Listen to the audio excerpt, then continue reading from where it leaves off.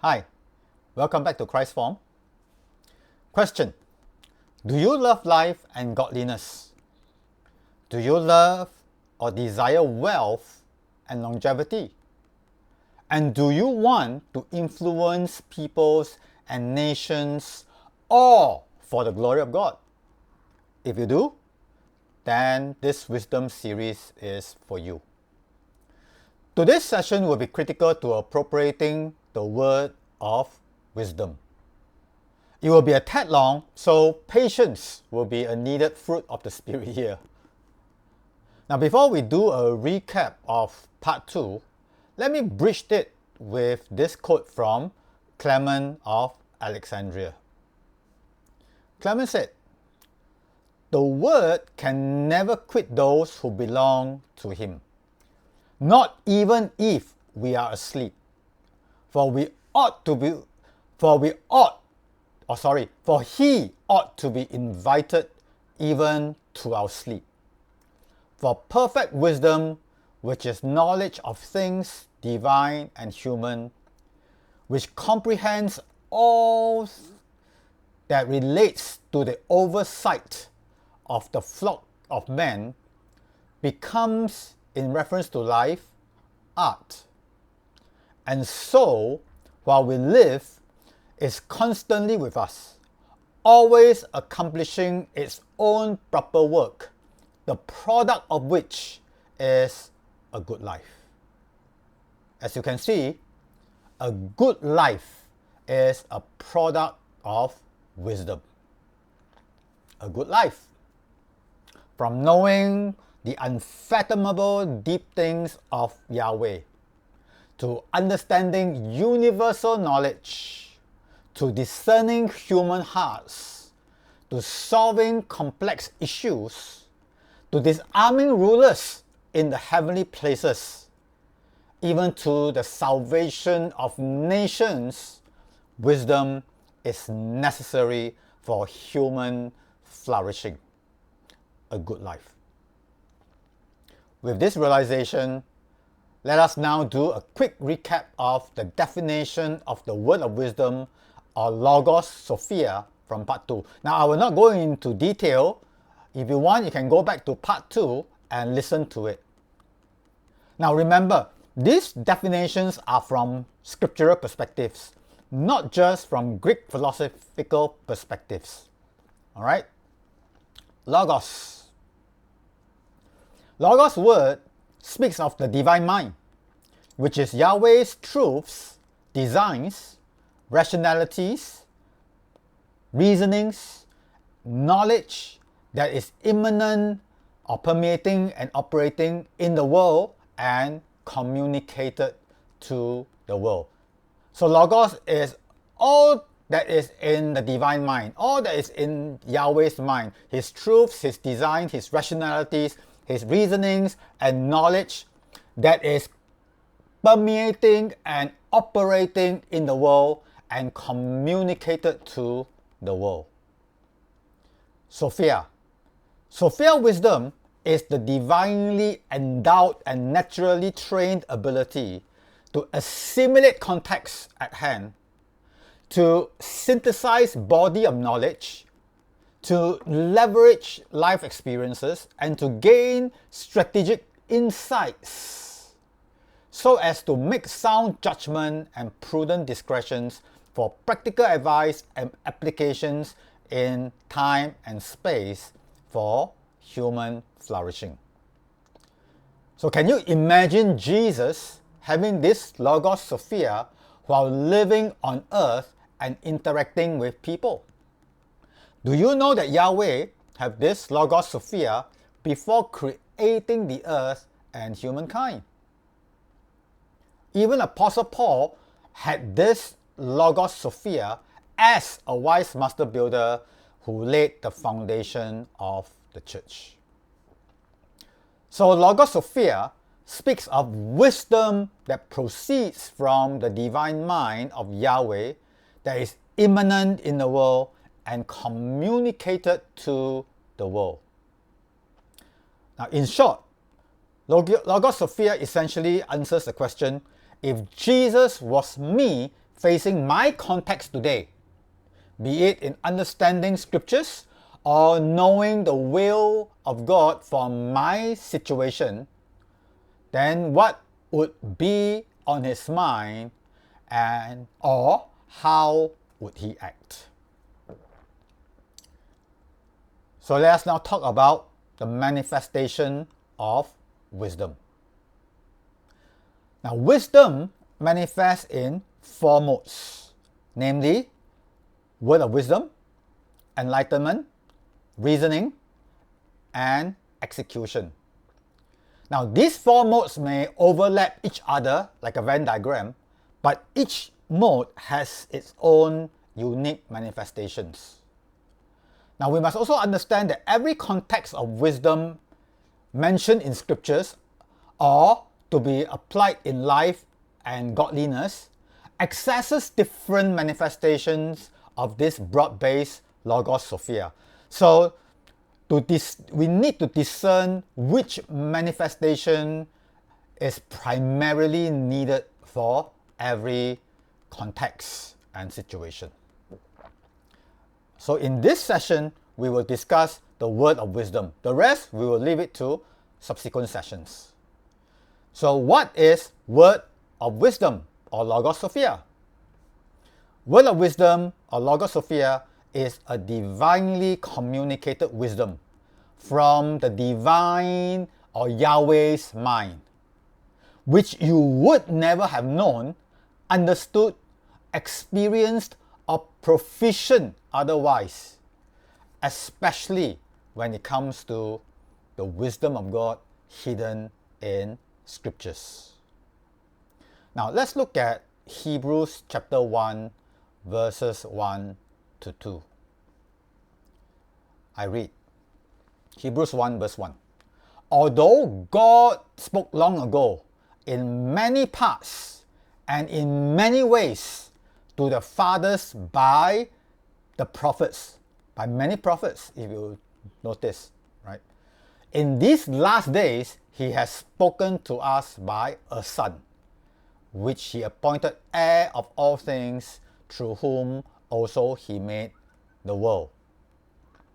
Now, there were so many truths and wisdom of God hidden in so many portions of writings, in so many ways, over so many ages, by so many different persons with different giftings and calling, that no man, not even the rulers of this age, could piece together all the discrete portions into one congruent whole, to fully understand what God had in his mind and in his heart concerning his master plan for the heavens and the earth, especially his salvific plan for humankind. Now, with wisdom, God planned the creation of the earth and humankind. He considered all the plans to be executed in the heavens and on the earth over the time and space of thousands of years. He made discretions as to what and how he would communicate and intervene in the affairs of all peoples from his body of Logos. And he discerned and responded with strategic insights into the minds and intentions of his adversaries.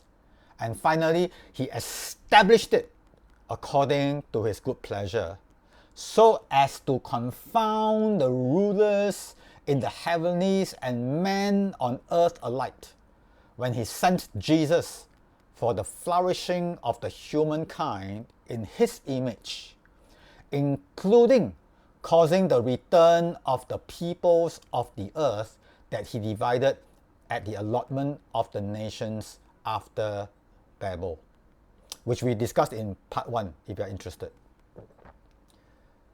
Now, remember, Israel drank from the rock that gave out water, but they did not understand that this rock was a spiritual rock which followed them, and the rock was Christ, according to 1 Corinthians 10:4.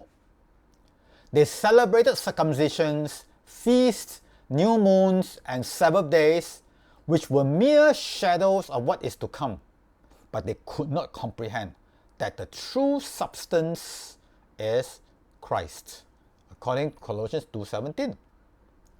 So, such is the manifold wisdom of Yahweh, hidden in scriptures and historical dealings of God, that even the wicked Elohim in his divine counsel were fooled concerning the Messiah sent for God's people, and even for the peoples of these wicked Elohims as well. Even Jewish Pharisees and eminent scholars like Gamaliel could not comprehend this mystery hidden in their scriptures, which they knew so well, to the point of the partial hardening of the Jews, except for the first fruits. Now, as a side note, this is where individual book studies like biblical theology that focuses on individual book portions without systematic theology for harmonization of the whole have their weaknesses in comprehending this manifold wisdom of God hidden in scriptures. Even cultural Jewish elders who became Jesus followers fell into this trap concerning the practice of the law for Gentile Christians. Okay, so more about this concerning hermeneutics in the second manifestation of wisdom called enlightenment. Now, even though Paul was an OT scholar trained under Gamaliel, and he persecuted Jesus followers based strictly on his orthodoxy, it took more than 13 years to recalibrate his learnings in the light of the revelation of the person Jesus Christ and the Logos Sophia that was communicated by the Spirit of God to him, in order for him to fully understand the unity and completeness of the multifaceted wisdom of Yahweh hidden in the OT scriptures. So this Logos Sophia that was appropriated by Paul was not appropriated by Gamaliel. Either God withheld it from him because of the intended partial hardening of the Jews, or Gamaliel did not seek after it because of his unwillingness to reveal his position on his orthodox Judaism in the light of the revelation of Jesus as the claimed Messiah. Yet, on the other hand, at the same time, while this Logos Sophia was appropriated by Jewish elders who became Jesus followers in the Church of Jerusalem, they could not discern it accurately, like Paul, because of their cultural bias. In the end, which led to Paul sorting this Logos Sophia out with them in Acts 15. Now, they might have understood it more accurately if they had spent 13 or even 20 years like Paul to recalibrate their orthodoxy and cultural learnings of the past. So, understanding the deep things of Logos Sophia requires patience to search the depth of the Spirit of God in oneness with the revelations of the whole scriptures, without biases and distortions from conscience, learnings, and culture. Augustine of Hippo said this: patience is a companion of wisdom, not handmaid of desire. Patience is the friend of a good conscience, not the foe of innocence. So accessing wisdom requires a process. And accessing deep wisdom hidden by God requires deep patience in this process. Now, conscience can be nurtured and conditioned, be it personal conscience or social conscience. Paul's conscience was shaped by Orthodox Judaism until he patiently recalibrated it over a process that took 13 years. Okay, we shall discuss this process in the later part of this series. For now, let us look at 1 Corinthians chapter 2, verses 1 to 16 for another ingredient to appropriate Logos Sophia. 1 Corinthians chapter 2, verse 1, and I read, "And I, when I came to you, brothers, did not come with superiority of speech or of wisdom, proclaiming to you the testimony of God. For I decided not to know anything among you except Jesus Christ and Him crucified. And I came to you in weakness and in fear and with much trembling. And my speech and my preaching were not with the persuasiveness of wisdom, but with a demonstration of the Spirit and power." Verse 5. "In order that your faith would not be in the wisdom of men, but in the power of God. Now we do speak wisdom among the mature, but wisdom not of this age, or of the rulers of this age, who are perishing, but we speak the hidden wisdom of God in a mystery, which God predestined before the ages for our glory."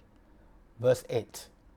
"Which none of the rulers of this age knew. For if they had known it, they would not have crucified the Lord of glory. But just as it is written, things which eyes has not seen and ears has not heard, and have not entered into the hearts of man, all that God has prepared for those who love Him." Verse 10. "For to us God has revealed them through the Spirit. For the Spirit searches all things, even the depths of God. For who among men knows the things of man, except the spirit of the man that is in him? Thus also no one knows the things of God except the Spirit of God." Verse 12. Now we have received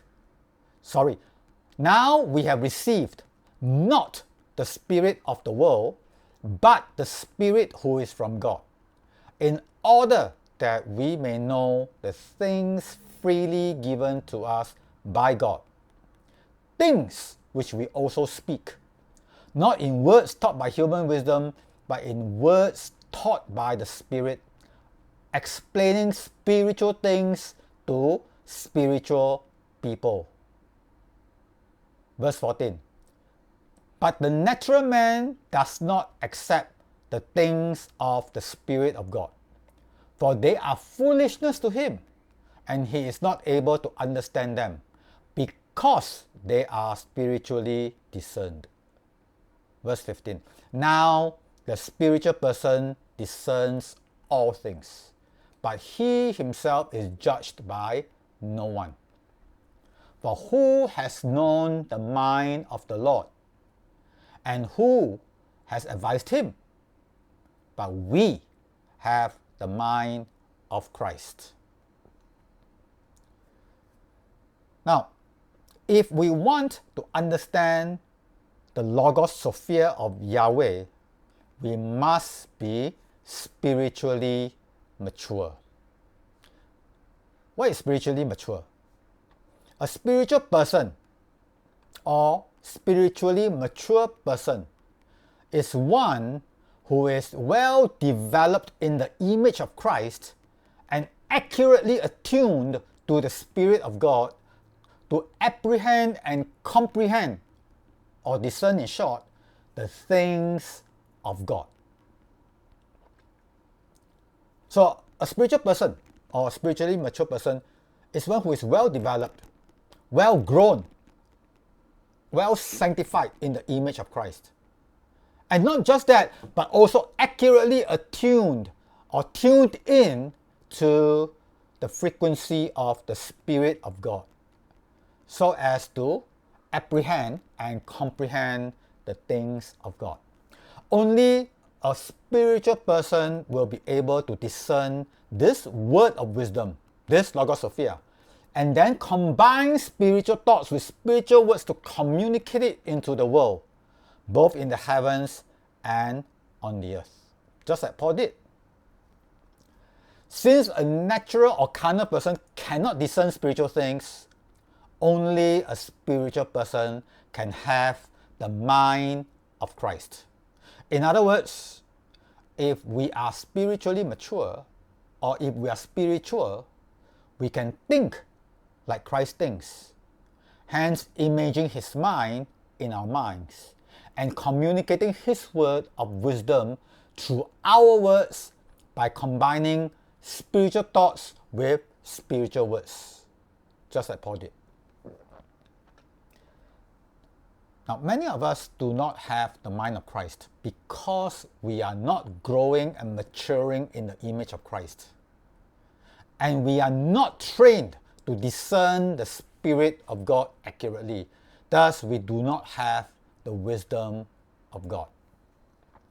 This is the reason why we must constantly be transformed in maturity by the renewing of our minds, so that we may prove what the mind and the will of God is, according to Romans 12:2.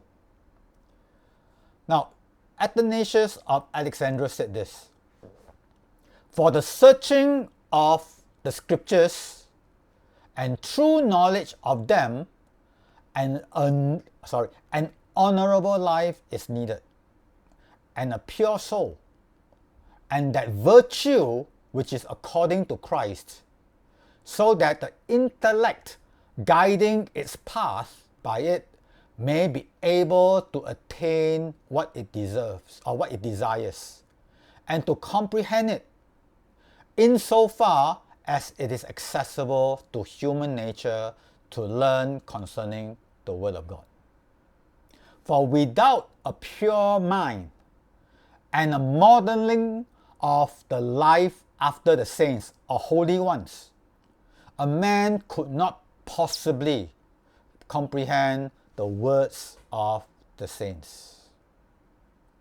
This is the reason why, as we have discussed from Deuteronomy 4:5-8 in part 1, obeying God's commandments and doing God's will is the basis of divine wisdom. And this applies to all other manifestations that we will discuss in the subsequent sessions. For now, let me close with an example of Jesus in John 5, verse 30. I read, "I am able to do nothing from myself. Just as I hear, I judge, and my judgment is just, because I do not seek my own will, but the will of the one who sent me." Now, this verse summarized everything about what we have discussed today about the word of wisdom and the mind of Christ. Now, Jesus said he did nothing out of his own initiative or out of his own will, because he sought only the will of the Father who sent him. He obeyed every commandment that was communicated to him by the Father. Remember, Jesus said this, that he did nothing out of his own initiative, but whatever he heard the Father speak, he spoke, and whatever he sees the Father do, he did. So he obeyed every commandment that the Father communicated to him, by sight or by hearing. Right? This was what Jesus meant when he said that he sanctified himself in the truth, which is John 17:19. As such, as he sanctified himself in the truth, he is able to judge according to the truths of the Father, according to the Logos of the Father. Hence his judgment was sound and just. And in Luke 2:52,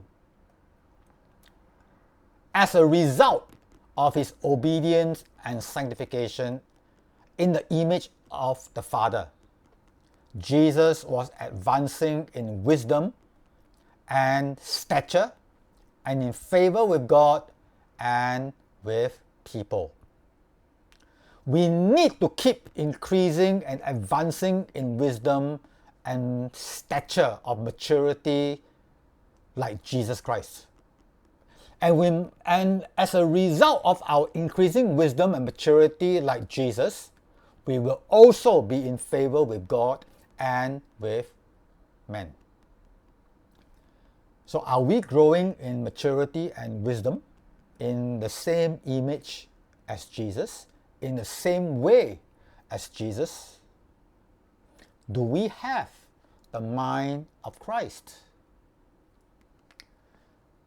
We shall discuss the next manifestation of wisdom called enlightenment in the next session. So stay tuned by subscribing to our channel below. Please like and share this video so that more people can benefit from it. So till the next session, please review all the past sessions so that you have a better understanding of future sessions that is to come. So till then, shalom and have a great week ahead.